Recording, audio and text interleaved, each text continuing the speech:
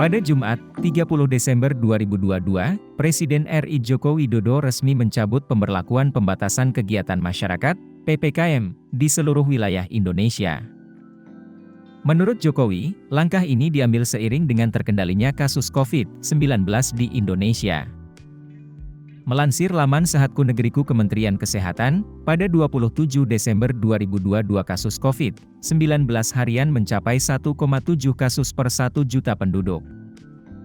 Adapun positivity rate mingguan mencapai 3,35%, tingkat perawatan rumah sakit berada di angka 4,79%, dan angka kematian di angka 2,39%. Lantas, bagaimana dengan aturan terkait orang yang positif COVID-19 pasca pencabutan PPKM? Aturan orang yang positif COVID-19 setelah PPKM dicabut. Mengutip Kompas.com, berikut penjelasan Menteri Kesehatan, Menkes, Budi Gunadi Sadikin mengenai aturan soal COVID-19 setelah PPKM dicabut. 1. Tes COVID-19 dilakukan secara mandiri oleh masyarakat. Budi Gunadi mengatakan, meski PPKM sudah dicabut, tetapi untuk tes COVID-19 seperti PCR dan rapid antigen masih diperbolehkan. Ini ditujukan untuk mendeteksi seseorang terinfeksi COVID-19 atau tidak. PCR dan rapid antigen itu adalah cara kita untuk mendeteksi apakah kita kena COVID-19 atau tidak, ujar Budi. Menurut dia, nantinya masyarakat yang ingin melakukan tes COVID-19 bisa dilakukan secara mandiri, tanpa harus diminta oleh pemerintah. Artinya, alat-alat tes COVID-19 bakal tersedia secara luas. 2. Orang positif COVID-19 boleh berpergian, asal pakai masker.